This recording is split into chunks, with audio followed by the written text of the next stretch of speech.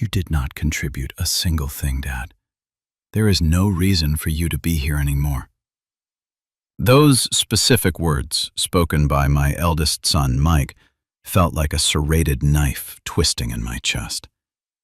It was Christmas Eve, and he was standing there, blocking the doorway, looking at me like I was a piece of trash that had blown onto his manicured porch.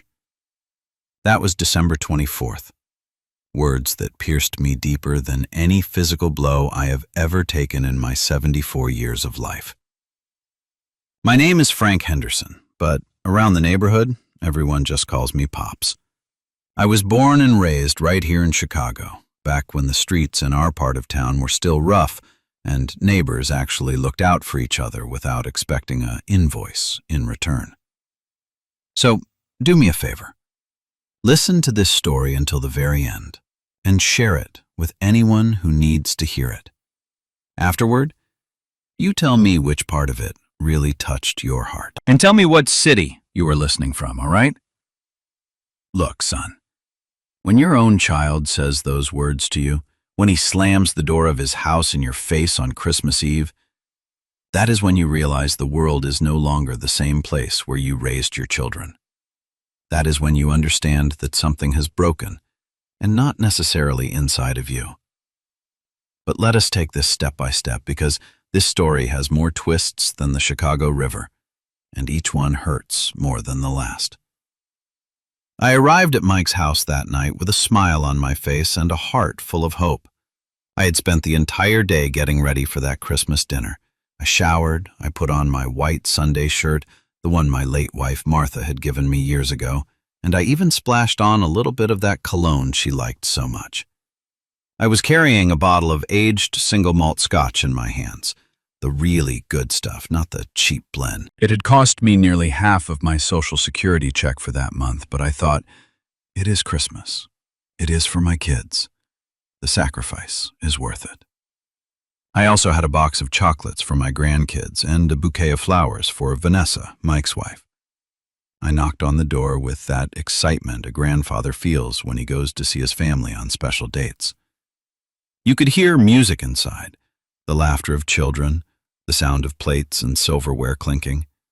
It smelled delicious, like prime rib and eggnog. Mike opened the door, but not with the smile I was expecting. He looked me up and down as if I were a stranger, as if I were someone who had arrived to beg for spare change. "What are you doing here, Dad?" he said to me, without even saying hello. "Well, I came to have dinner with you all, son. It is Christmas Eve," I answered him, trying to keep my smile, although I already felt something strange in the air. "Who invited you?" he asked me, and those 3 words hit me like a bucket of ice water. "But Mike, we are family. We always have dinner together on Christmas," I told him, feeling my voice starting to crack. You know, there is a specific kind of pain when you realize your presence is not a gift, but a burden. It makes you feel small, like you are shrinking right there on the doorstep. It was then that Vanessa appeared behind him, that woman who I had helped when she married my son, who I had supported when they had their first financial troubles. That same woman looked at me with a face of annoyance that I will never forget. "Frank," she said to me, using that tone people use when they want to sound polite but they are actually looking down on you. "The thing is, we have everything calculated for dinner. There is no room for one more person." "But can I sit wherever?" I told them, feeling like a kid begging to be let into the game. "I do not need anything special. I just want to be with you guys." Mike stepped closer to the door, almost closing it, as if I were a door-to-door salesman bothering them. "Look, Dad, here's the thing," he told me with that cold voice I never thought he would use with me. "This dinner cost us a lot of money. Vanessa went to great lengths cooking. We bought expensive wine. We decorated the house. Everything came out of our pocket." "I can pay for my share, son," I told him, reaching for my wallet, ready to give him whatever was necessary. "It is not just that," he continued. "It is that you do not contribute anything to this family anymore. You do not work anymore. You do not produce. You do not help with anything. Why should you benefit from what we strive to achieve? At that moment, son, I felt as if someone had hit me in the stomach with a sledgehammer. My own son, the boy I carried on my shoulders when he was little, the one who cried when he had nightmares, and I consoled him by singing old Johnny Cash songs. That same boy was telling me I was useless. "Mike," I said to him, trying to keep my composure, "I am your dad. I raised you. I gave you everything I could. I worked day and night so you could study and become an engineer." "That was your obligation," he answered without flinching. "Nobody asked you to be a dad. It was your decision. We do not owe you anything for doing what you had to do." Vanessa nodded her head, supporting every word my son said. "Besides," Mike added, "now we have our own families, our own responsibilities. We cannot be carrying—" "Carrying what?" I asked him, although I already knew the answer. "Carrying people who do not bring anything to the table," he finished saying. That was when he said those words I told you at the beginning. "You did not contribute a single thing, Dad.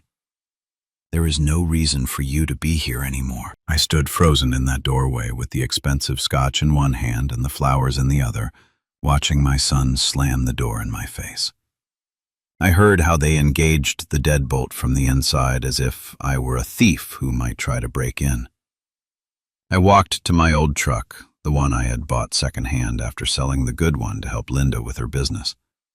I sat there in the driver's seat with my hands shaking, not from the cold, but from a mixture of sadness and rage that I had never felt before. I looked toward the window of Mike's house.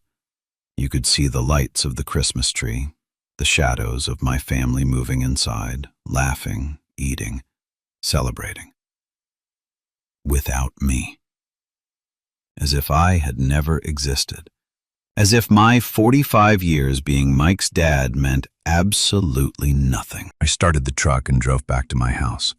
That house where Martha and I had lived for over 30 years, where we had raised our 3 children, where we had celebrated every birthday, every achievement, every important moment of their lives.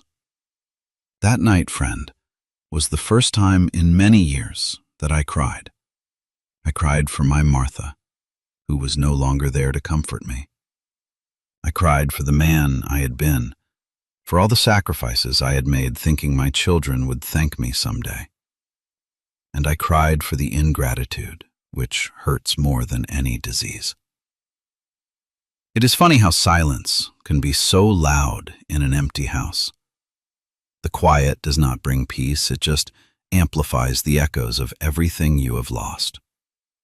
But what Mike did not know, what none of my children knew, was that the very next day news was going to arrive that would change everything.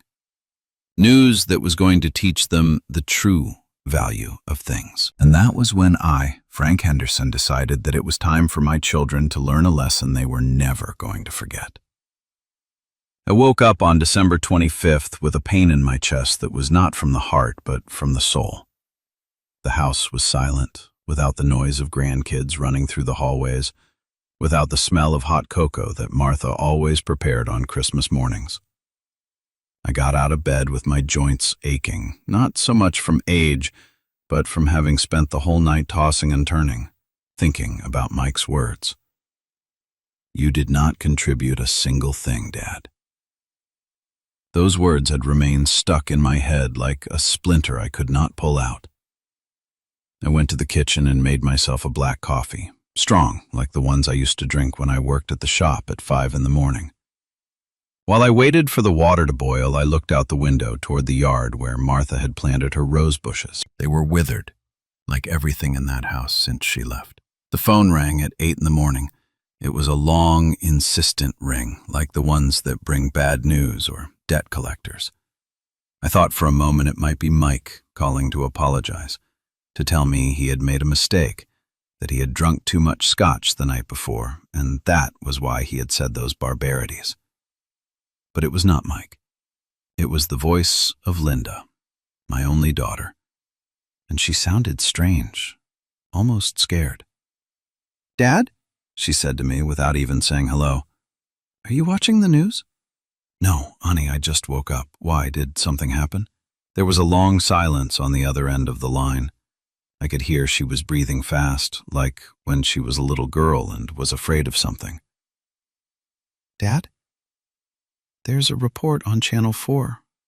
They're talking about—" "Are they talking about you?" "About me." "What on earth, Linda? Speak clearly." Just turn on the TV, Dad." "Channel 4? I will call you later." She hung up without saying more. I stayed with the phone in my hand, feeling my heart starting to race. A report about me? What could television want with a retired mechanic like me?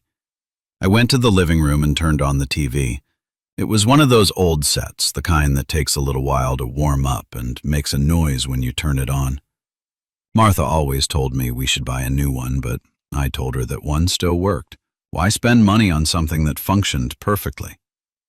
I changed to Channel 4, and there it was, my face on the screen.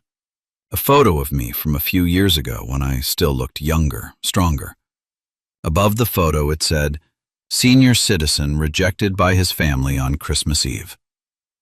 The news anchor, a young woman with a lot of makeup named Sarah Jenkins, was speaking with that serious voice journalists use when they tell tragedies. "The story of Frank Henderson has moved hundreds of people on social media," the woman was saying.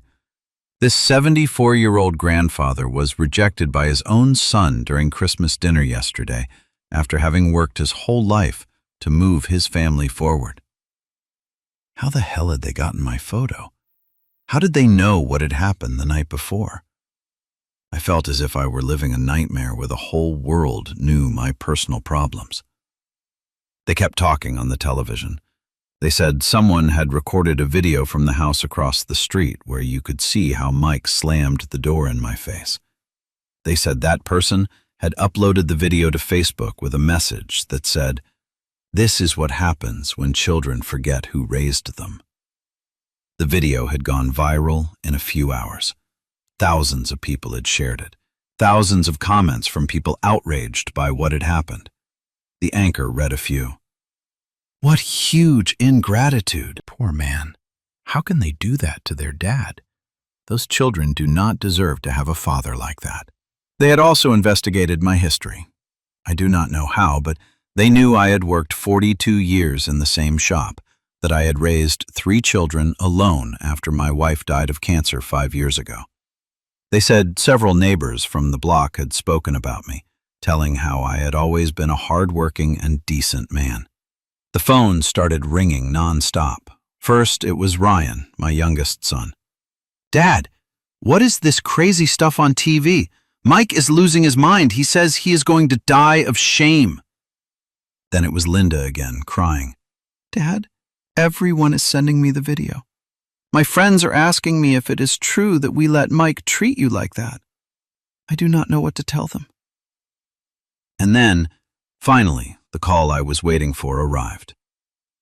"Mike?" His voice sounded drowned out, as if he were speaking from the bottom of a well. "Dad, we need to talk. This got out of control." "People are saying horrible things about us on Vanessa's Facebook. My boss already saw the video. This could cost me my job." "Oh," I said to him without showing any emotion.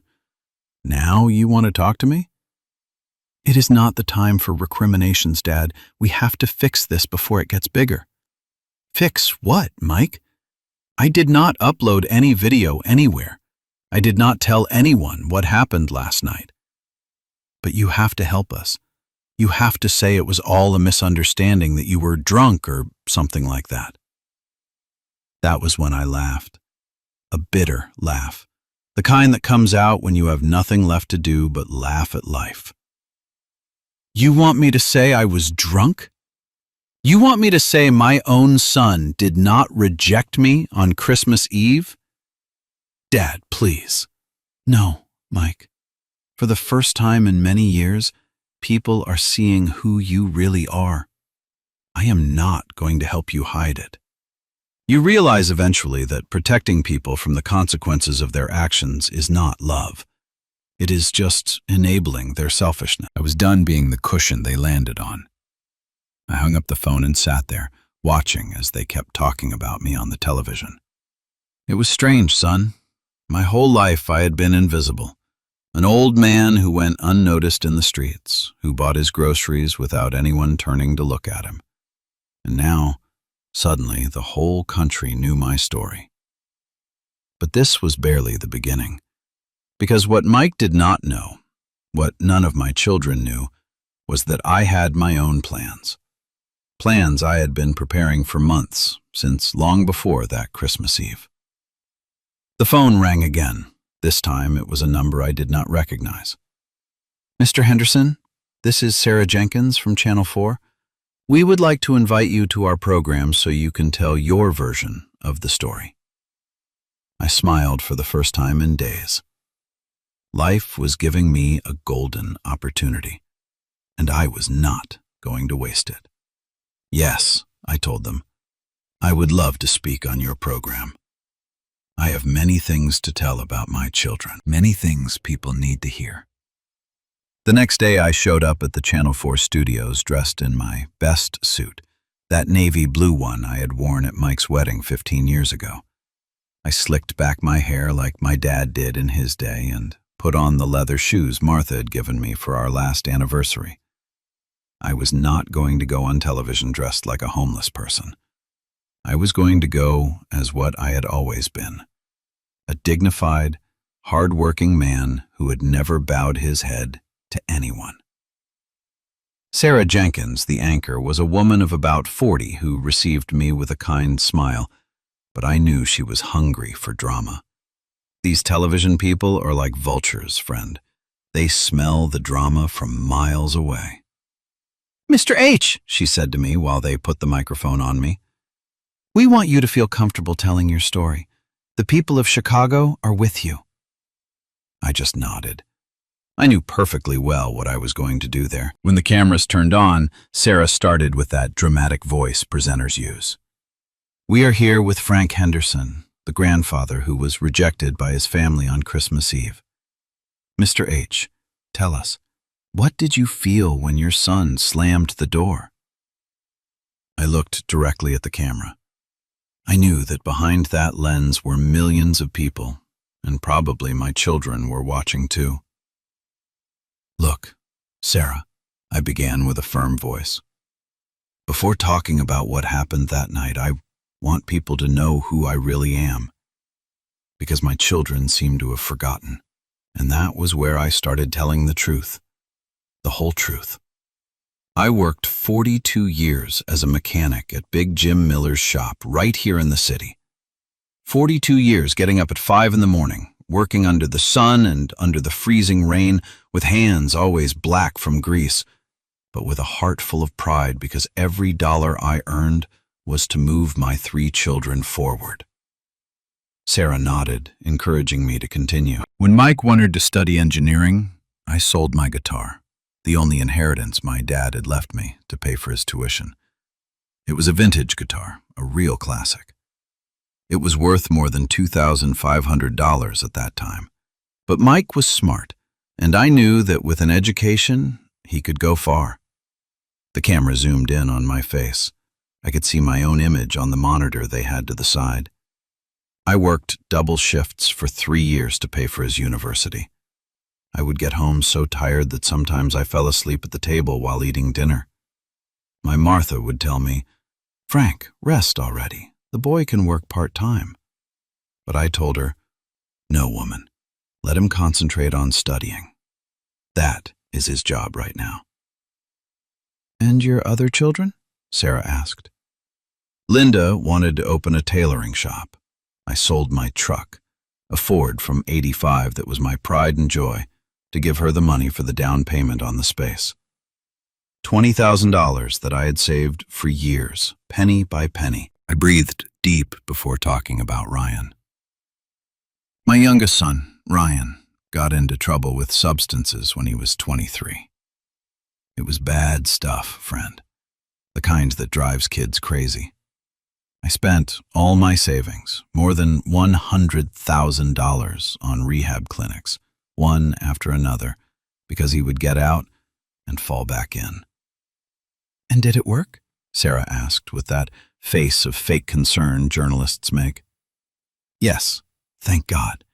Ryan has been clean for 5 years. Now he has his job, his family, but I was left without a dollar, without savings, without a truck, without anything, just with my Social Security check." Sarah leaned in closer as if she were going to ask something intimate. "Mr. H., after all those sacrifices, how did you feel when Mike told you that you did not contribute anything anymore?" That was where I let the anger show in my eyes. "Look, Sarah, I did not expect my children to support me like a king. I did not expect them to pay me back everything I spent on them. I did that with love, because it was my obligation as a father." I paused, looking directly at the camera. "But I also did not expect them to treat me as if I were garbage, to tell me I am useless, that I do not contribute anything. Do you know what hurt the most?" "What, Mr. H?" "That Mike told me that on the very same day that marked exactly 42 years since I started working to give him a better life, December 24th, 1981, was my first day at Big Jim's shop. That day, I decided I was going to be the best dad I could be." My voice cracked a little, but not from sadness, but from anger. And that same day, 42 years later, my son tells me I never contributed anything. Sarah stayed quiet for a few seconds. It was good television, I admit it. "Mr. H., what would you say to your children if they were watching right now?" I stared fixedly at the camera. I knew Mike, Linda, and Ryan were on the other side, probably sweating cold. I would tell them to remember who taught them to walk, to remember who stayed up when they had fevers, to remember who worked like a mule so they could have new shoes every school year. My voice became firmer. I would tell them that respect is not negotiable, that gratitude cannot be bought with money, and that a man can be old, but that does not mean he is a fool. Sarah opened her eyes, surprised by my direct language. "And what are you going to do now, Mr. H?" That was where I smiled. A smile that was not of joy, but of someone who has an ace up his sleeve. "Sarah, my children think that because I do not work anymore, because I am old, I cannot do anything. But they are going to get a big surprise." "What do you mean?" "During the last 5 years, since my Martha died, I have been preparing something that is going to teach them the true value of things." "Can you tell us what it is?" "Not yet, honey. But very soon, they are going to know what I am capable of. Very soon, they are going to understand that Frank Henderson does not let anyone walk all over him, not even his own children." The interview lasted half an hour more. I talked about my work at the shop, about how I had met my Martha, about the sacrifices we had made together to move the family forward. Every word I said was like a hammer blow to the reputation of my children. When the program ended, Sarah told me, "Mr. H., you are going to receive many calls after this. The people are going to support you." And she was right. Before arriving at my house, I already had 50 missed calls on my old cell phone. But the call that satisfied me the most was Mike's. 2 hours after the program, his voice sounded desperate. "Dad, what the hell did you just do? Dad, what the hell did you just do?" Mike's voice sounded like that of a desperate man. He was no longer the self-assured engineer who had slammed the door 2 days before. Now, he was a scared boy who had seen his world collapsing on top of him. "Hello, Mike." I answered him with all the calm in the world. "Now you have time to talk to me?" It is not a time for games, Dad. Do you know what you just provoked? My boss called me an hour ago. He says the company cannot have employees who mistreat their parents. They could fire me. I poured myself a glass of water and sat in my favorite chair, the one where Martha and I used to watch the soaps at night. Ah, so now you care what people think about how you treat your dad. It is not that. It is that you said things that were not true. Like what, Mike? There was a long silence. Mike was trying to find a lie in everything I had said on television, but he couldn't, because every word that came out of my mouth had been the pure truth. It is just, you did not give the full context. You did not say that we have also had expenses, that we have also gone through difficult times. Oh, yeah? And what have been those so difficult times, Mike? Well, when we bought the house, when the kids were born, when Vanessa had to stop working. And who helped you with the down payment for the house, Mike? Another silence.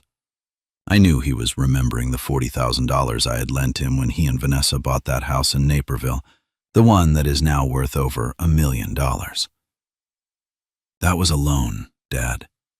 We told you we were going to pay you back. And where is that money, Mike? Because 8 years have passed and I am still waiting. It is just, there have been expenses. Of course there have been expenses. Expenses on a new 75-inch screen, expenses on the BMW Vanessa drives, expenses on the vacations you take to Maui every year. The truth is, I knew perfectly well how my children lived. Not because I was nosy, but because one always finds things out. Neighbors talk, friends comment, and in a neighborhood like ours, news flies. Dad, it is not fair that what, Mike? That I tell people the truth? That I tell how you spent my $40,000 on your house, but you do not even have enough to invite me to dinner on Christmas? There was another silence. I could hear that on the other side of the phone, Vanessa was saying something to him, but I couldn't catch what. Look, Dad, Mike said to me, trying to change his tone. Can we fix this? Can we have a family dinner?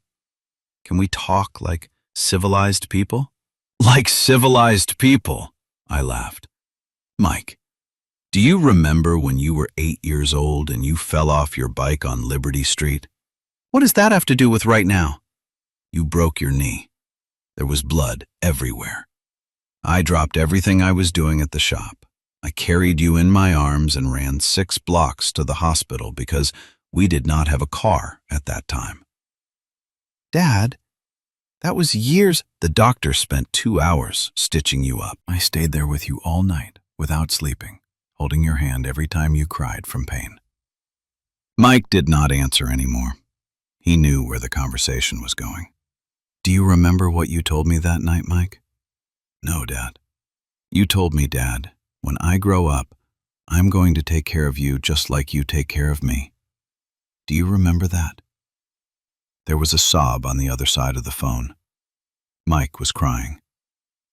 Dad, No, Mike. There is no I anymore. You already had your chance to show who you are, and on December 24th, you demonstrated it to me perfectly. It is strange how memory works. He forgot the promise, but I remembered the exact temperature of the room when he made it. Parents are the archivists of their children's lives, keeping records they no longer want to read. I hung up the phone and immediately it rang again. This time it was Linda. Dad, why are you doing this? Everyone is asking me if it is true that we do not help you with anything. And what do you answer them, honey? Well, that we do help you. That when you need something, we are there. Ah, yes. When was the last time you helped me with something, Linda? Well, when the washing machine broke down, you told me to look for a technician in the paper. That is not helping, honey. That is giving advice. Linda sighed. She was the most sensitive of my 3 children, but also the most easily swayed. Dad, it is just that we have our lives, our jobs, Our children? Of course you have them, and I respect that. I have never asked you to leave your lives for me. Then why are you doing this? Why are you exposing us on television? Because I want you to learn something, Linda. Something your children are going to need to know too. What thing, Dad? That family is not just when it is convenient. That respect is not just when there is money involved. And that actions have consequences. What consequences, Dad? You will see, honey. You will see. I hung up that call too. The phone kept ringing all afternoon. Reporters, neighbors, strangers who had seen the program and wanted to talk to me. I even received a call from a lady in St. Louis who told me she had also been abandoned by her children and that my words had given her courage. But the call that caught my attention the most was from Big Jim Miller, my former boss at the shop. He was over 80 years old now, but he continued with that strong voice of always. Frank, you old son of a gun. I saw you on TV. What a damn shame of children you have. Big Jim, how are you? Still kicking, old man. Still causing trouble. Hey, is it true what you said about the money you lent them? It is all true, boss. Every dollar. And they never paid you back? Not a cent. Big Jim stayed quiet for a few seconds. You know what, Frank? I have an idea. Something that can help you teach those rascals a lesson. What thing, Big Jim? Come to the shop tomorrow. We have to talk about some papers I've kept for years. Papers your children do not know exist. What type of papers? The kind that can change everything, Frank. The kind that can teach those ingrates who their dad really is. I hung up the phone with a smile on my face. Big Jim had always been a smart man, and if he had an idea, surely it was good. That night I slept better than in months, not because the problem was resolved, but because for the first time in a long time, I felt I had control of the situation. My children had made a very big mistake by underestimating me. They thought that because I was old, I was useless. They thought that because I was retired, I had no resources. But they were wrong. Frank Henderson still had many cards to play, and the next day, I was going to start showing them, one by one. The next day, I arrived at Miller's Auto Repair early, just like in the old days. The place still smelled the same. Burnt oil, metal, and that mixture of honest sweat that only men who work with their hands know. Big Jim was there, reviewing some invoices at his old wooden desk, the same one where I had signed my first contract more than 4 decades ago. He looked smaller than before, more fragile, but his eyes still had that spark of a man who does not give up. Frank, great to see you, he told me, getting up to give me a strong hug. Sit down. We have a lot to talk about. I sat in the same chair where I had spent so many hours during my breaks. That green plastic chair that Big Jim refused to change because he said it already had the perfect shape of his back. Hey, Frank, first of all, I want you to know that what I saw on television made me very angry. Your children are ungrateful. You know how it is, boss. You raise snakes thinking you are raising children. But that's why I called you, because I have something that can help you. Big Jim opened the biggest drawer of his desk and took out a yellow folder, one of those old ones that aren't used anymore. It was full of papers that looked ancient, but well kept. Do you remember the lot behind the shop? The one where we used to put the broken down cars? Of course I remember. I spent many afternoons fixing engines out there. And do you remember I always told you that someday that land was going to be worth a lot of money? Yes, boss, but you never told me it was yours. Big Jim smiled with that smile of an old man who knows things others do not know. It is just that it wasn't mine, Frank. It was ours. What do you mean, ours? Big Jim opened the folder and showed me some papers that looked very official. I recognized the seal of the Cook County Recorder of Deeds. In '95, when the shop started doing really well, I wanted to buy that land to expand the business, but you told me you didn't have money to partner up. I remember. You told me not to worry, that we would see how to do it. Exactly. And what I did was buy it in both our names, 50-50, half yours, half mine. I felt as if they had thrown a bucket of ice water on me. How is half mine, boss? Look at the papers, Frank. It says clearly right there, property of James Miller and Frank Henderson, 50% each. I took the papers with trembling hands. There was my name with all its letters in writing that dated from February of 1995. But Big Jim, why did you never tell me? Because you never asked, you old fool. And because I knew if I told you, you were going to want to sell it to give money to your kids. And that land was destined for something bigger. For what? For your retirement, Frank. So that when you could not work anymore, you would have something to give you security. I looked at the papers again. I could not believe what I was seeing. And how much is that land worth now, boss? Big Jim leaned back in his chair and smiled. Have you seen everything they are building around here? All those new condos, those commercial plazas? Yes, I have seen. That land is right in the middle of all that. Last week they offered me $8 million for it. I almost fell off the chair. $8 million? $8 million, which means your share is $4 million. $4 million. More money than I had seen in my entire life. More money than I had earned in 42 years of work. But why hadn't I known anything about this, boss? Because the buyer wants both of us to sign, both owners, and I hadn't told you anything because I wanted to wait for the right moment. And what is the right moment? Big Jim leaned forward with that serious look he put on when he was going to say something important.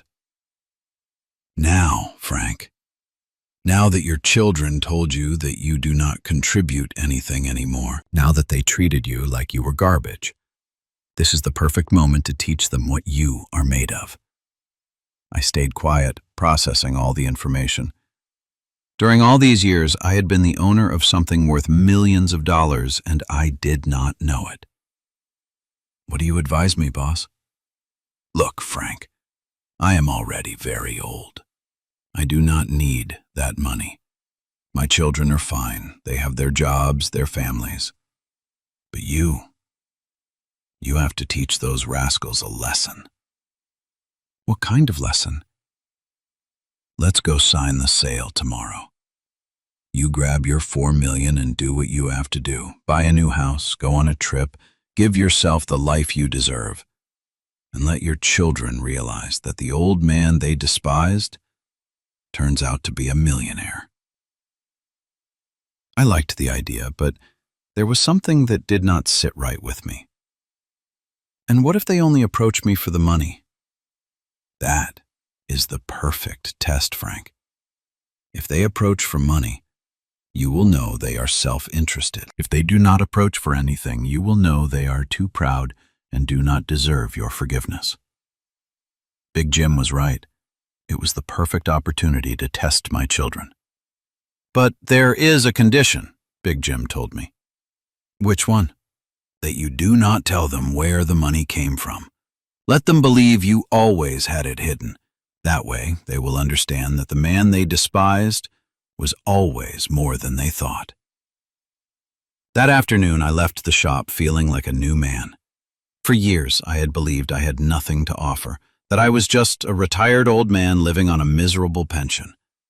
But it turns out, I was a millionaire, and I did not know it. That night, while I ate my meatloaf and mashed potatoes as always, I looked around my old house with its peeling walls and worn furniture. Tomorrow all that was going to change. But more important than the money was the lesson I was going to teach. My children had said I did not contribute anything anymore, that I had no value. Tomorrow they were going to discover that their father not only had value, but he had more money than they had seen in their lives. And the best of all was that I had earned that money with the same honest work they had despised. The phone rang. It was Mike again. "Dad, we need to talk. This is getting out of control. People at work are treating thee differently." "Differently how, Mike?" "As if I were a bad son. As if I were a scumbag." "And aren't you?" "Dad, please." "Mike, tomorrow you are going to receive a surprise. A surprise that is going to teach you to value your father." "What kind of surprise?" "You will see, son. You will see." I hung up the phone with a smile on my face. Tomorrow was going to be a very interesting day. At 9 in the morning, I was at the title company offices, accompanied by Big Jim and his lawyer, a Mr. Reynolds, who had gotten us the buyer. He was a young man, one of those who wear expensive suits and watches that shine, but he treated me with respect from the first moment. "Mr. Henderson," he told me, "it is a pleasure to meet you. Jim has spoken a lot about you. He tells me you were his right hand for many years." "That is right, Mr. Reynolds. 42 years working together." "Well, gentlemen, let us proceed with the signing. Here are the sale documents. The buyer will pay via wire transfer as agreed, $4 million to each account." When Mr. Reynolds slid that certified check across the table with my name on it, I felt my legs shaking, not from fear, but from excitement. I signed every paper carefully, reading everything before putting my name. My Martha always told me, "Frank, never sign something you do not understand." And although she was no longer with me, I kept hearing her voice. "And now what, Big Jim?" I asked him when we left the office. "Now you go to the bank, deposit that check, and start living like the wealthy man you always were without knowing it." "What are you going to do with your share?" "I already have my plans, Frank. But you have a lesson to teach." We went to the bank together. $4 million is a lot of money, so we had to do several procedures. The manager attended to me personally, as if I were someone important. He opened a new account for me, offered me investments, treated me like what I was now, a man with resources. When I left the bank, I carried in my wallet a debit card that had more money than I had seen in my entire life. But more than the money, what excited me was the opportunity to show my children who their father really was. The first thing I did was go to Nordstrom downtown. Yes, son, the one where the rich buy their clothes. I bought 3 new suits, the good ones, not like the one I had used on television that was already 15 years old. I also bought Italian shoes, brand-name shirts, and even a tie that cost more than I spent on food in a month. The salesman, a very kind young man, told me, "Mr. Anderson, you look very elegant. One can tell you are a man of class." Then I went to the car dealership. I had always dreamed of having a new truck, the kind you see in TV commercials. I bought a black Suburban, brand new, with all the extras. I paid cash, just like that, without financing. The salesman could not believe it. "Mr. Anderson, are you sure you want to pay everything right now?" "Completely sure, son. Life is too short to be owing money." That same afternoon, I went to see houses. I hired a real estate agent, a very professional lady who showed me several properties in Naperville, in the same area where Mike lives. The house I liked was spectacular. 4 bedrooms, 3.5 baths, huge yard, 3-car garage, and a beautiful view. It cost $2.5 million. "I want it," I told the agent without thinking twice. "Don't you want to think about it, Mr. Henderson? It is a very important decision." "Ma'am, at 74 years old, there is no time to think about it much. I like it, and I want it." I signed the contract that same afternoon, Again, all cash, no credits, no mortgages, owing nothing to anyone. When I arrived at my old house that night, I sat in my favorite chair and looked around. Tomorrow I was not going to live there anymore. Tomorrow I was going to start a new life. But before moving, I had to do one more thing. I called Mike. "Dad, good thing you called. We need to fix this problem. Vanessa says she cannot even go out on the street because people point at her." "Mike, tomorrow I want you to come to my house, you alone. We have to talk about something important." "About what, Dad?" "It is a surprise, but I assure you that after tomorrow, you are going to think differently about your old man." Are you okay, Dad? You sound strange. "I am better than ever, son. I am better than ever." The next day, Mike arrived at my house at 10 in the morning. He looked nervous, as if he expected me to scold him or claim something. "Dad, I came as you told me. What did you want to talk about?" "Sit down, Mike. What I am going to show you is going to change your life." I showed him the deed to the new house, the contract for the truck, and the bank statements. Mike went pale. He took the papers with trembling hands, as if he could not believe what he was seeing. "Dad, where did all this money come from?" "From the same work you said did not contribute anything. From the same work you despised." "But these are millions of dollars, 4 million to be exact." Mike stayed quiet for several minutes, reviewing every paper. "Did you always have this money?" "I always had it, Mike. But I never told you because I wanted to see what kind of children I had raised." "And why didn't you live like a rich man?" "Because money does not make the man, Mike. A man can have millions and still be humble. Or he can have nothing and be a jerk." Mike started to cry, not like when he was a boy, but how a grown man cries when he realizes he has made a very big mistake. "Dad, I didn't know." "Of course you didn't know, because you never took the trouble to really know your father. To you, I was just an old man who was useless. Forgive me, Dad. I made a horrible mistake."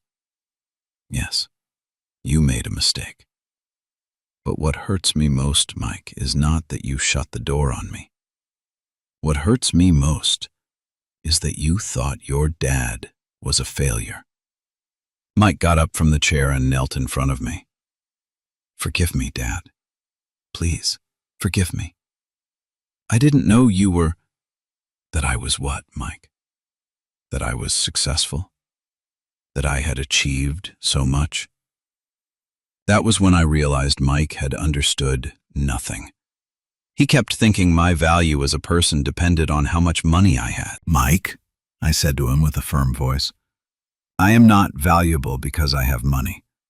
I was valuable before having this money. When I worked at the shop, when I raised you, when I sacrificed everything for you." "Yes, Dad, you are right. And if you couldn't see that value before, how can I trust that you see it now?" Mike stayed quiet. He had no answer for that question. "I want you to tell Linda and Ryan to come tomorrow, all 3. I have something else to tell you." "What thing, Dad?" "Tomorrow you will know. Tomorrow you will understand what kind of man raised you and what kind of children you are." Mike left my house that day like a defeated man.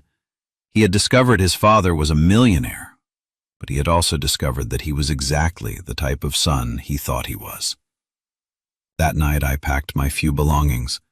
Tomorrow I would move to my new house, and tomorrow my 3 children were going to receive the most important lesson of their lives. You can buy a lot of things with $4 million, but you cannot buy the past back, and you certainly cannot buy the integrity required to sit at a table you did not help set. The next day, the 3 of them arrived together at my old house.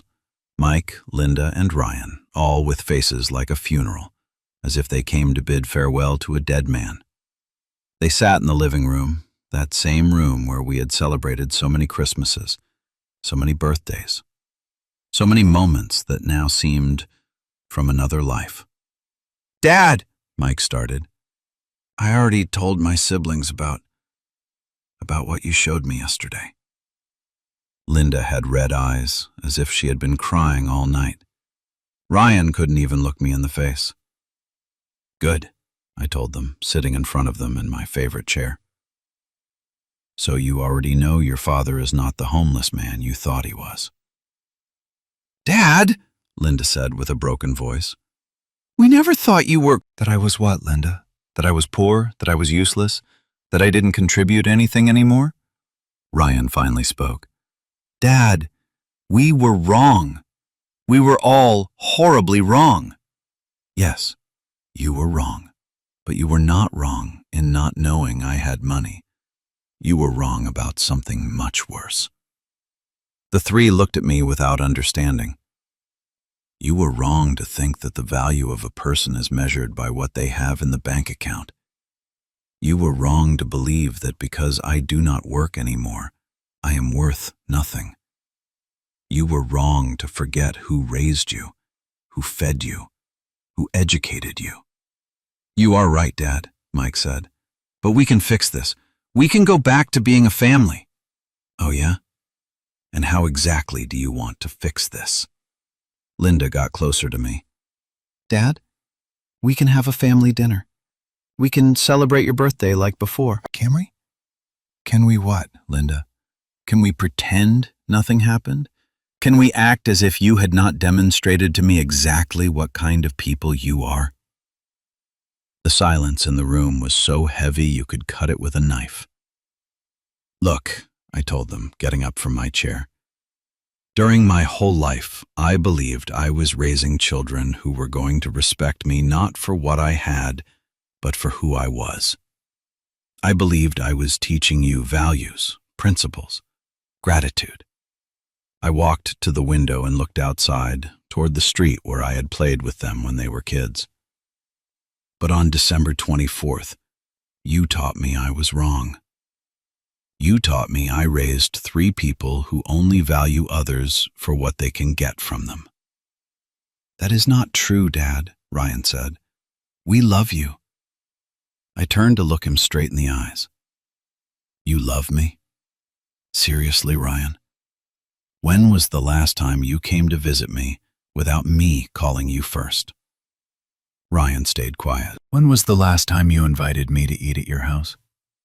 When was the last time you asked me how I was, not out of obligation, but because you really cared?" "Dad," Mike intervened, "we understand you were upset, but—" "Upset?" I laughed bitterly. "Mike, I am not upset. I am disappointed. There is a big difference. When one is upset, it means one expects things to change, that the other person apologizes and everything goes back to normal. But when one is disappointed, it means one has already understood how things really are." Linda started crying harder. "Dad, please, give us another chance. We can change." "Change how, Linda? Are you going to change because now you know I have money? Are you going to be better children because you discovered your dad is a millionaire?" "It is not for the money, Dad," Mike said. "No? Then explain something to me, Mike. From December 24th until yesterday, when I showed you the bank papers, did you come to apologize to me?" Mike lowered his head. "And you, Linda? Did you come to ask for forgiveness for not defending me when Mike slammed the door?" Linda shook her head, crying. "And you, Ryan? Did you remember that a dad exists who spent $100,000 to get you off drugs?" Ryan covered his face with his hands. "None of you came. None felt the need to fix things with me until you knew I had money. And you want me to believe it is not for the money?" "Dad," Mike said, "I understand you think that, but we really want to regain your trust." "My trust? Mike, trust is like a glass vase. Once it breaks, it can be glued, but the cracks are always going to show. I got up again and went toward the closet in the entryway.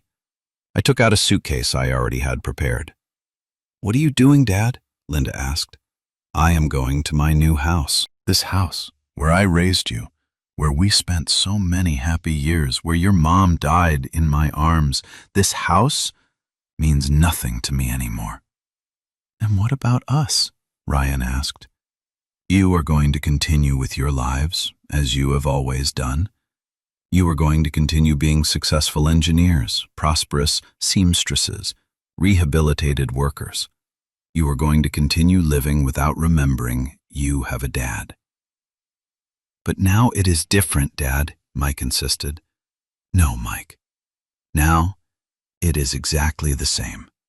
The only difference is that now you know I am rich, but I am still the same man I was on December 24th, the same man who raised you, who fed you, who sacrificed everything for you.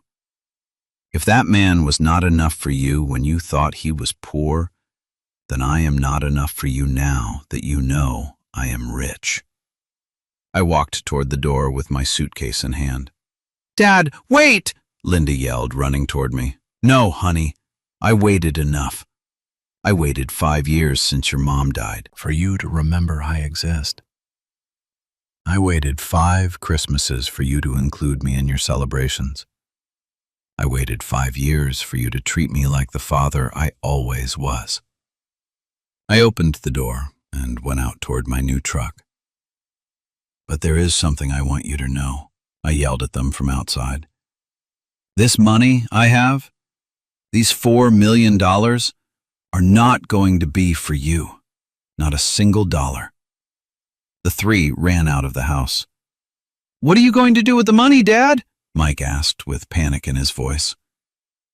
"I am going to do what I should have done years ago. I am going to live for me. I am going to travel. I am going to see places. I am going to enjoy what is left of my life without worrying about ungrateful children." "And when you die?" Ryan asked. I smiled one last time before getting into my truck. "When I die, that money is going to go to people who really valued me. To Big Jim, to my neighbors who always greeted me with affection, to organizations that help elderly people abandoned like me."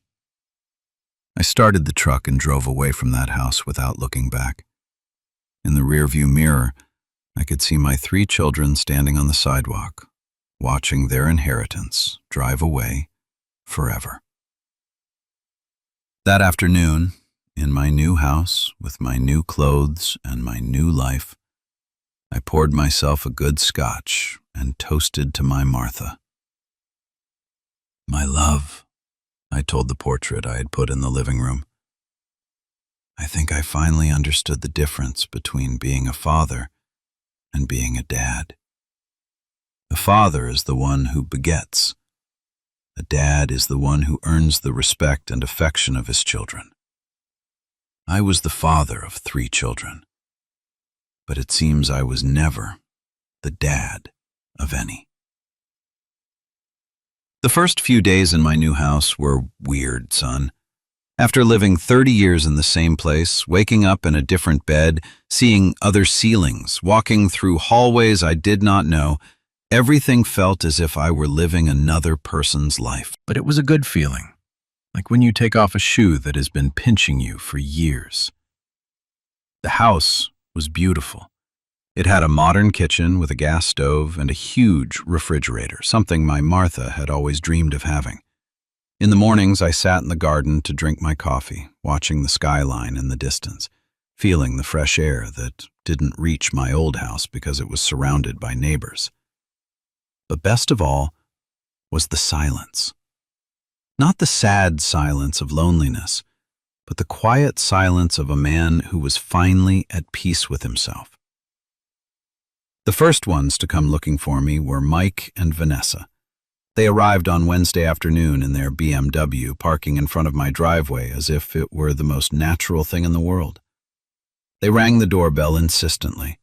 When I opened the door, Vanessa had a fake smile that reminded me of insurance salesmen. Mr. H, she said to me, what a beautiful house. One can see you have good taste. What do you want? I asked them directly without inviting them in. Dad, said Mike, we came to talk to you. We want to fix things. I told you back there that there is nothing to fix. You already showed me who you are. But we can change, Vanessa insisted. We can be a family again. I laughed in her face. A family? Vanessa, you never wanted us to be family. Since you married Mike, you always saw me as a nuisance. That is not true, Mr. H. No? Do you remember your first son's baptism? Do you remember you put me at the table in the back, next to the guests you barely knew? Vanessa turned red. Do you remember past Christmases, when I arrived with my cheap little gifts and you grabbed them as if they were trash? Do you remember the times you told Mike it was time I learned to fend for myself? Mike tried to intervene. Dad, those are things of the past. No, Mike, those things of the past are what taught me the future. They taught me that for your wife, I was always going to be the poor father-in-law who embarrassed them. Now things are different, Vanessa said. Of course they are different. Now you know I have money. Now you want to be my best friends. It is not for the money, Mr. H. No? Then tell me, Vanessa, why in 5 years did you never invite me to a dinner? Why did you never include me in my grandkids' birthdays? Why did you always have an excuse when Mike wanted me to visit you? Vanessa had no answer. And now, magically, after knowing I am a millionaire, you come to tell me you want to be family? Mr. H, please. No, Vanessa. The only difference between yesterday and today is that yesterday you thought I was a poor old man, and today you know I am a rich old man. But I am still the same guy. Mike got desperate. Dad, enough! We understand we made mistakes, but you cannot punish us forever. Punish you? Mike, I am not punishing you. I'm living my life without you, just like you lived it without me for 5 years. But we are your family, yelled Vanessa. No, I told them with a firm voice. You are the people who share my blood. Family is something very different. I kicked them out of my house that day, and they kept coming. Linda came on Friday with her kids, my grandkids, thinking seeing them was going to soften my heart. Dad, she told me, the kids want to see your new house. The kids were beautiful, son. The oldest was 12 and the youngest 8. They looked confused, as if they didn't understand why their grandpa lived in such a nice house and why their mom was so nervous. Grandpa, the oldest said to me, why don't you go to our house anymore? Linda looked at me with those pleading eyes she used when she was a girl and wanted something. Kid, I told the boy, has your mom explained why Grandpa doesn't go visit you anymore? She says you are mad. I am not mad, little one. I am sad, but not because of you, but because of your mom. Linda started to cry. Why are you sad because of my mom? Asked the boy. Because your mom forgot something very important. She forgot that grandparents have feelings too. And you don't love us anymore? That question hurt me more than all the rudeness Mike had said to me. I love you very much, my kids. But affection is not enough when there is no respect. After they left, I stayed thinking about those grandkids. They didn't have the blame for having ungrateful parents, but I also couldn't allow Linda to use them as an emotional weapon. Ryan was the last to come. He arrived on Sunday morning, alone, without his wife or kids. He looked wrecked, as if he hadn't slept in days. Dad, he told me, I need to talk to you. Speak. You know, I I have problems expressing myself. Since the drugs, it makes it hard for me to talk about feelings. I know, son. But I want you to know that of all my siblings, I am the one who regrets it the most. What do you regret, Ryan? Having failed you when you needed me most. When Mom died, I should have been with you more. I should have been the son you deserved. It was the first time one of my children spoke with true honesty. And why weren't you? Because I was afraid, Dad. Afraid of seeing you sad. Afraid of not knowing what to say to you. Afraid of remembering that I had caused you so many problems. Do you regret it since, before knowing about the money? Ryan looked me straight in the eyes. I regret it since the day Mom died, but I was too much of a coward to come tell you. And what changed now? That I saw on TV how Mike treated you, and I realized I had been just as much of a jerk, only in a different way. It was the most honest conversation I had had with any of my children. Ryan, I appreciate your honesty, but regret does not erase 5 years of abandonment. I know, Dad. I didn't come to ask you to forgive me. I came to ask you not to hate me. I do not hate any of you, son. But I also cannot pretend we are a happy family. And my inheritance? What inheritance, Ryan? The money you said you weren't going to leave us. That money is going to go to people who really valued me when I had nothing. Ryan nodded with sadness, but without anger. It is okay, Dad. I understand. You earned the right to do what you want with your money. That night, after Ryan left, I poured myself a scotch and called Big Jim. How's it going with the millions, Frank? Good, boss, but my kids are going crazy. Did they already come to cry? All of them, one by one. And what did you tell them?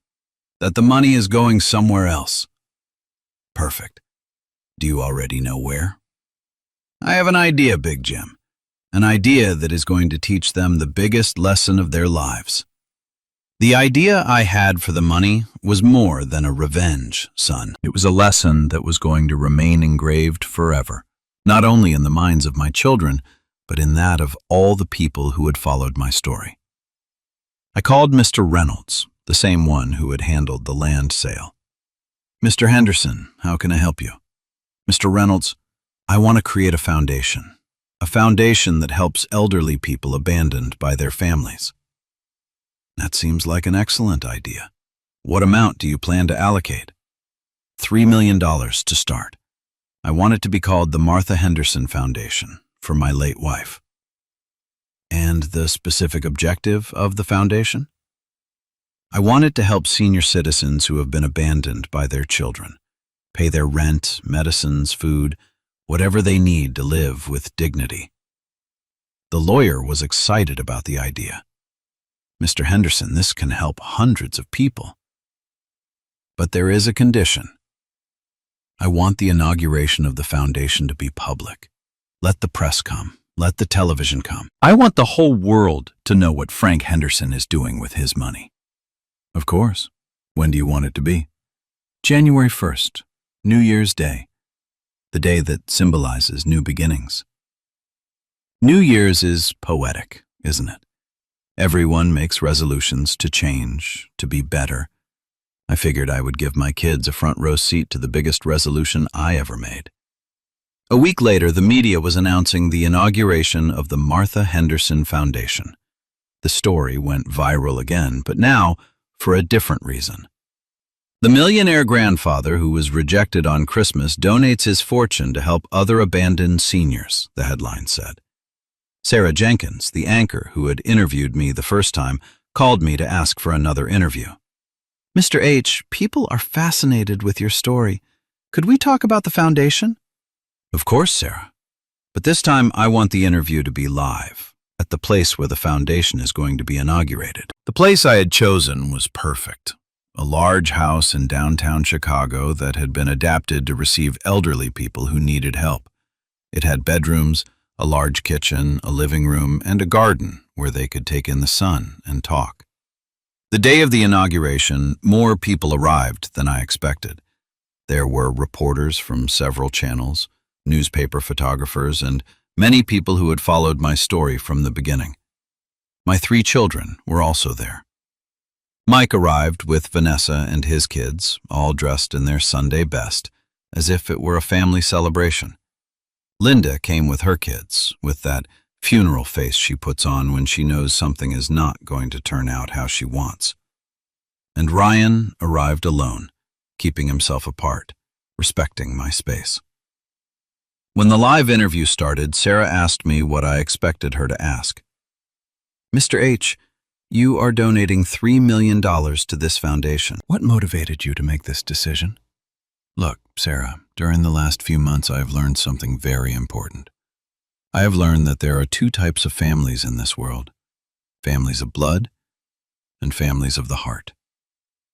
I looked straight at the camera, knowing millions of people were watching me, including my children who were standing a few yards away. My children are my family of blood. But when they abandoned me, when they told me I didn't contribute anything anymore, when they slammed the door on Christmas, they taught me that we are not family of the heart. And what does this foundation represent for you? This foundation represents my new family. The seniors who are going to live here, who are going to be cared for here, who are going to be respected here. They are going to be my family of the heart. Sarah got closer with the microphone. Mr. H., your children are present here. Do they have something to say about your decision? They can say what they want, but my decision is already made. This money is going to go to people who really need it, not to people who only look for me because I am rich. Mike approached, desperate. The cameras focused on him immediately. Dad, please reconsider. We are your family. You cannot give all your money to strangers. Strangers, I laughed. Mike, strangers have treated me better than you in these last few months. Strangers didn't slam the door in my face. But Dad, think about your grandkids. Think about their future. Your grandkids. Mike, for 5 years you prevented me from having a close relationship with my grandkids, and now you want me to think about their future? Vanessa tried to intervene, but I stopped her cold. Vanessa, you always wanted me to disappear from your lives. Well, congratulations. You achieved it, but not in the way you expected. Linda approached, crying, Dad, please don't do this. We can change. We can be different. Linda, change has to come from inside, not from the fear of losing an inheritance. And if we demonstrate that we have changed, how are you going to demonstrate something you don't really feel? If you had truly changed, you would have come looking for me before knowing I had money. Ryan stayed quiet during the whole interview. He was the only one who understood there was nothing to say. Sarah took advantage of the family drama. Mr. H., is there no possibility of reconciliation? Sarah, reconciliation requires both parties to recognize their mistakes. I recognize that maybe I was too proud to ask for help when I felt lonely. But them? They still believe they did nothing wrong. What would they have to do to earn your forgiveness? Nothing. It is already too late for that. The damage is done. The trust is broken. And at 74 years old, I don't have time to be forgiving people who aren't really sorry. And what message would you give to other parents who are going through similar situations? That was where I gave the message I had been preparing for weeks. I would tell them not to allow their children to treat them like second-class citizens, to demand respect, not for being parents, but for being people. And that if their children do not value them when they have no money, they aren't going to value them really when they have it. Any final message for your children? I looked straight at Mike, Linda, and Ryan. I would tell them that I hope, when they are my age, their own children treat them better than they treated me, and that I hope they never have to feel what it feels like when the people you love most demonstrate that you are worth nothing to them. The interview ended there. My children left without saying goodbye, without saying anything else. They knew they had lost forever, not only the money, but the opportunity to have a father. That night in my new house, I poured myself a scotch and toasted to the Martha Henderson Foundation. My love, I told my wife's portrait, I think finally I did something that would make you feel proud. Not only did I help people who need it, but I taught our children that actions have consequences. The next day, the first generation of seniors began arriving at the foundation. Men and women who had been abandoned by their families, who had nowhere to live, who felt useless and forgotten. When I saw them arrive, I knew I had made the right decision. That was my true family. People who understood the value of respect, of gratitude, of sincere company. My biological children were gone forever, but my family of the heart was just beginning. It has been 8 months since that Christmas Eve that changed everything, friend. 8 months since Mike slammed the door in my face and told me I didn't contribute anything anymore. And let me tell you how these months have been, because this story needs an ending people understand well. The Martha Henderson Foundation already has 32 seniors living there. 32 people who, like me, were abandoned by their children, forgotten by their families, treated like obstacles by the people they loved most. But now they have a place to live with dignity, where someone listens to them, where someone worries about if they took their medicine or if they slept well. I go every day to the foundation, not because I have to do it, but because I want to. I get up early, eat breakfast in my new house, and drive my Suburban to downtown to spend the day with my new family. We play dominoes, watch the news, talk about our grandkids, laugh at the stupidity politicians do. Mrs. Higgins, 82 years old, arrived 3 months ago. Her children kept her in a small room in the attic as if she were a pet they didn't like anymore but couldn't throw out. Now she has her own bedroom, with a large window and a view of the garden. Every day she tells me, "Mr. H., you are the angel God sent me." Mr. Rodriguez is 78 years old and was an accountant. His son stole all his savings and then accused him of being crazy when he wanted to report him. Now Mr. Rodriguez keeps the accounts of the foundation. He feels useful again. He feels valued. These seniors, son, have taught me something my own children could never teach me. That gratitude cannot be bought, that respect is not inherited, and that true love has nothing to do with blood. And my children? Well, that is where the story gets interesting. Mike lost his job, not because of what people thought of him after all the scandal, but because his boss discovered he had been stealing money from the company. Small amounts, he thought nobody would notice, but that added up to more than $200,000. Turns out my son, the engineer, the one who told me I didn't contribute anything anymore, was a thief. Vanessa had to go back to work. They sold the BMW, sold some furniture, and are struggling to pay the mortgage on that house they bought with my money. The irony is beautiful, isn't it? Now Mike knows what it feels like to work hard to maintain a family. Linda closed her tailor shop. She was never good with numbers, and without my advice and support, the business went under. Now she works in a factory, earning a third of what she earned before. Her kids, my grandkids, had to switch to a public school because they can no longer pay for the private one. Ryan? Well, Ryan is different. Ryan comes to the foundation once a week. He doesn't come to beg me to forgive him. He doesn't come to ask me for money. He comes to help. He helps fix things that break. He helps carry groceries. He helps the seniors who can't move well. The first time he arrived, like 4 months ago, he came with a toolbox. "Dad," he told me, "I know you don't want me in your life, but these seniors don't have the blame for what I did. If you let me, I would like to help them. And what do you gain with that? Nothing, Dad. I gain nothing. But maybe that way I can sleep better at night. I didn't tell him yes, but I also didn't tell him no. I let him work. And since then, every Wednesday, Ryan arrives with his tools, fixes whatever is needed, and leaves without asking me for anything.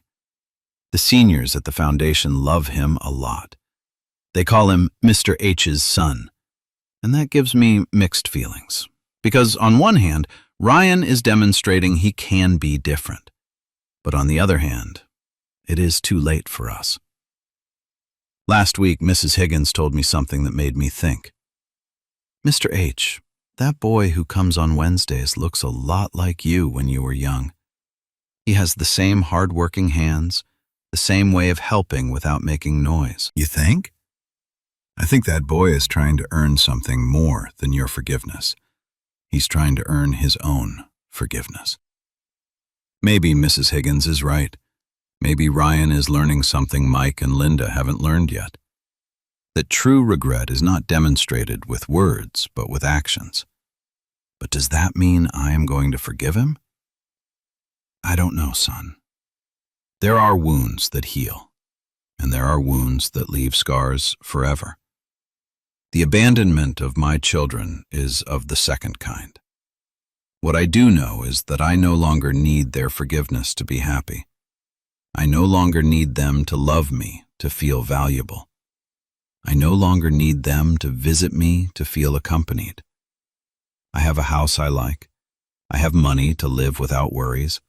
I have a truck that starts every time. And I have a family that chose me, not out of obligation, but out of affection. A month ago, I received a call from a television program in New York. They wanted to make a documentary about me, telling my whole story from the beginning until now. Mr. Henderson, the producer told me, your story has inspired thousands of people. Parents who were allowing their children to mistreat them are now demanding respect. Seniors who felt useless are now looking for ways to feel valuable again. And what do you want from me? That you tell your complete story. That you tell people that yes, you can recover dignity. That yes, you can start over at 74 years old. I accepted doing the documentary, not out of ego, but because I want other seniors to know they don't have to endure mistreatment from anyone, not even their own children. The day before yesterday, Mike came looking for me. He looked finished, skinny, with dark circles under his eyes. He stood outside the foundation until I came out. Dad, he said to me, I need to talk to you. Speak. I ran out of money. Vanessa wants to divorce. The kids ask me why you don't live with us anymore. And what do you want me to do? I want you to lend me money. I promise I will pay you back. With what, Mike? You don't have a job? I am going to get a job. I am going to change. I am going to be the son you deserve. Mike, 8 months ago, I was the same man I am today. The same man who raised you, who educated you, who sacrificed everything for you. If that man was not enough for you when you thought he was poor, why do you think I am enough now that you are desperate? Mike started to cry. Because now I understand what I lost. No, Mike, you don't understand what you lost. You understand what you need. I turned my back on him and went back into the foundation.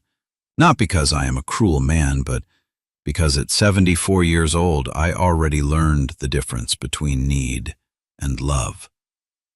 And that is why, son, I tell you, it is never too late to start over. But neither is it too late to let go of the people who do not value you.